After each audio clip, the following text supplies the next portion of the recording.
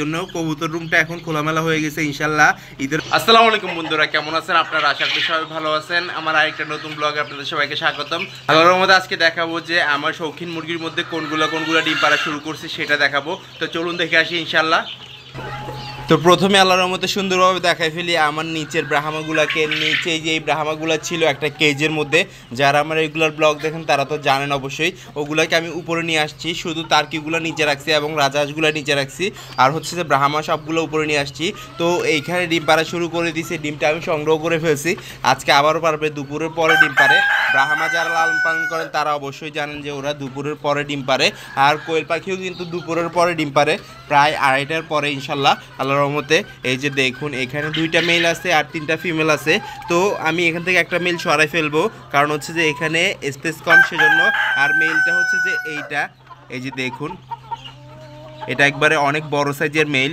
চট্টগ্রাম শহরের মধ্যে যদি কারো লাগে অবশ্যই যোগাযোগ করে নিতে পারবেন। ওইখানে যে ঝুড়িটা দিয়েছি, ঝুড়ির মধ্যে আল্লাহর মধ্যে ফিমেলগুলো ডিম পারে। এই যে দেখুন মেলটা রাগান্বিত হয়ে যাচ্ছে। আমি যখন হাত নিয়ে একবারে বক্সের মধ্যে আসি, মানে কেজের মধ্যে আসি, তখন কিন্তু ও মারামারি শুরু করে দেয়। এখানে ডিম পাইছিলাম আমি দ্বিতীয়তে, কিন্তু দেখাইছি সর্বপ্রথম।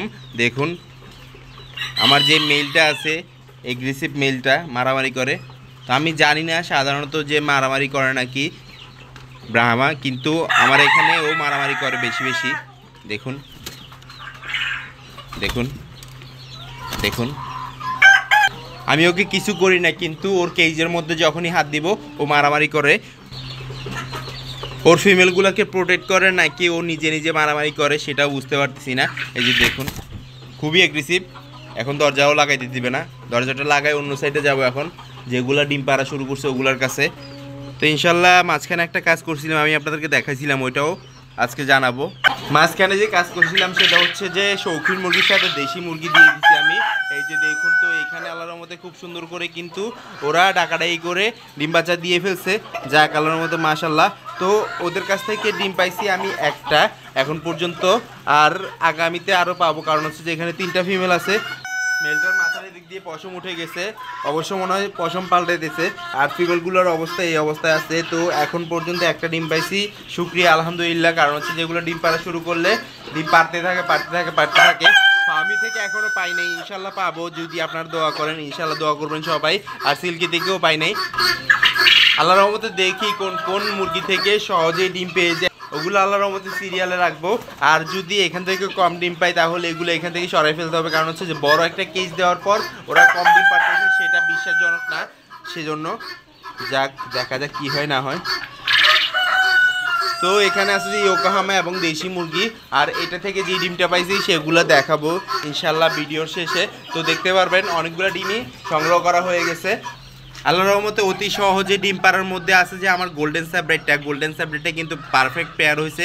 তো আমি চাচ্ছি যে ফিমেল দোনোটাকে একসাথে দেওয়ার জন্য, দেখা যাক কি হয়। একসাথে দিলে হয়তো বা মারামারি করবে, সেজন্য আমি একসাথে দিতে যাচ্ছি না, দেখা যাক কি হয় না হয়। তো আমার যে মেলগুলো আছে, মেলগুলো কিন্তু অনেক অ্যাক্টিভ এবং ডাকাডাকি করে, মেটিং করে। শুধু ডিম পাড়ার অপেক্ষা, ফিমেলগুলো ডিম পাড়তেছে না। তো দেখি কি করা যায়। আমি ওদেরকে ভিটামিন দিব, নয়তোবা অন্য কিছু করতে হবে। যদি এতদিন ডিম না পেরে থাকে তাহলে সমস্যা পড়ে যাব। এখানে দেখুন কত সুন্দর গোল্ডেন স্যাপ্রাইট, এগুলো হচ্ছে যে নকশা করা মুরগি। এই যে দেখুন এই মেলটা, এগুলোর বাচ্চাও অনেক সময় ফুটাইছিলাম এবং আল্লাহর রহমতে ওগুলো বিক্রিও করে দিছি।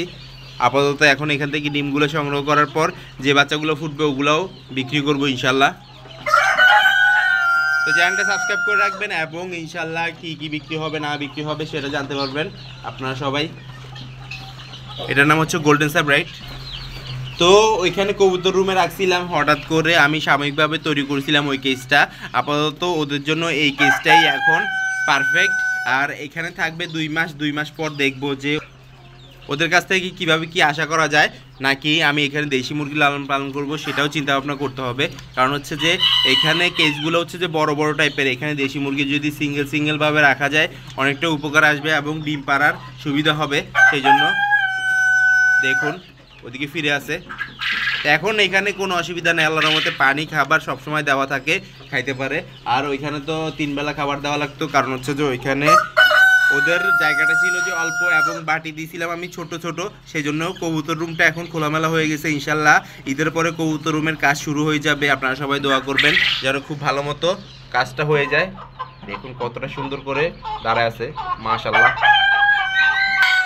তো এই যে দেখুন ডিমগুলা এখানে সাজিয়ে রাখছি ক্যারেটের মধ্যে। তো এখন থেকে ক্যারেটের মধ্যে রাখবো। আমি প্রথমে ফ্রিজের মধ্যে রাখতাম, ফ্রিজের মধ্যে রাখলে অসুবিধা হয়ে যায়, ওইখানে ডিমগুলো সোজাভাবে রাখা যায় না, সেজন্য ক্যারেটের মধ্যে রাখলে আল্লাহর রহমতে ডিমগুলা সোজাভাবে রাখা যায়। এখানে আছে যে ব্রাহ্মা মুরগির ডিম, ইয়োকাহামা মুরগির ডিম, তারপর হচ্ছে যে গোল্ডেন স্যাপারেটের ডিম, আরেকটা ডিম আছে সেটাও দেখাবো আপনাদেরকে। ওইটা এখন মাত্র পারছে, ওইটা দেখাবো কিভাবে পারছে।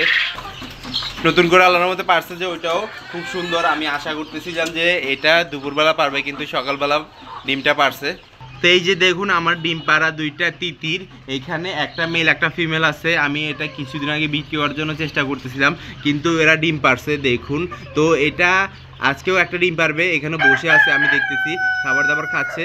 আর হচ্ছে যে এগুলো নিচে যখন রাখছি তখনও কিন্তু অনেক ডিম বাচ্চা করছিল, এদের ডিম আমি ফুটাইছিলাম আল্লাহর রহমতে খুব সুন্দর করে। আর এখানে যে তিতির ফিমেলটা দেখতে পাইতেছেন আল্লাহর রহমতে এটা ইনকিউবেটরের মাধ্যমে ফুটানো হয়েছে, তারপরে পেয়ার করা হয়েছে একটা অন্য মেলের সাথে। দেখুন মাশাল্লাহ এই মেলটাও খুব সুন্দর। আর এগুলা কিন্তু অনেক ডাকাডাকি করে, আল্লাহর রহমতে অনেক ডাক সুন্দর। এখন যদি এই জোড়াটা কেউ নেন অবশ্যই বাসায় গিয়ে ডিম দিবে ইনশাল্লাহ, আল্লাহর রহমতে 100% সত্যি। তো তিতিরগুলা বিক্রি করতেছি কেন, সেটা হচ্ছে যে সমস্যা আছে, এখানে কেজের মধ্যে রাখা যাচ্ছে না। ওরা যদি ডিম পারে ডিমগুলা ভেঙে যেতে পারে সেজন্য। আর এটা ডাকাডাকি করে আর মুরগিগুলাও ডাকাডাকি শুরু করে দেয়, সেজন্য এখানে যদি আল্লাহর মতো ওদেরকে বড় একটা স্পেস দিয়ে দিতে পারতাম তাহলে এখানে রেখে দিতাম ইনশাল্লাহ। আর তিতির দুইটা খাবার দাবার আর কত খাবে দেখুন। তিতির ডিম কিন্তু আল্লাহর রহমতে লাল কালার এবং শক্ত টাইপের হয়, এগুলা ফুটে যে প্রায় 22 থেকে 23 দিনে। আল্লাহর রহমতে যারা ইনকিউবেটরের মাধ্যমে তিতির ডিম ফুটাইতে যাচ্ছেন অবশ্যই যোগাযোগ করতে পারবেন ইনশাল্লাহ, যে কোনো সাহায্য আমি দিতে পারবো ইনশাল্লাহ। এই যে দেখুন আল্লাহর রহমতে আমি যে বলছিলাম যে একটা ডিম পারছে সকালবেলা, সেটা হচ্ছে যে পলিশ ক্যাপগুলো আল্লাহর রহমতে ডিম পারছে। এইখানে খুব সুন্দর করে কোকো পুলিশ ক্যাপ আর একটা হোয়াইট কালার পুলিশ ক্যাপ আছে। তো পুলিশ ক্যাপ মেইল আমার কাছে কোথা থেকে আসছে সেটা বলি আপনাদেরকে। এইটা একটা হাওলাত নিয়ে আসছি খুব সুন্দর করে, কারণ হচ্ছে যে আল্লাহর রহমতে এইখানে ডিম পারে আমার ফিমেল পুলিশ ক্যাপটা, আর মেল পুলিশ ক্যাপটা আল্লাহর রহমতে ডাকাডাকি করতেছে, মানে রানিং হয়ে গেছে, সেই জন্য পেয়ার করে দিছি। দেখা যাক কি হয় না হয়, আল্লাহর রহমতে কতটা সুন্দর করে ডিম বাচ্চা করে আমি আশা করতেছি। তো এই যে দেখুন ডিমটা আজকে সকালেই পারছে।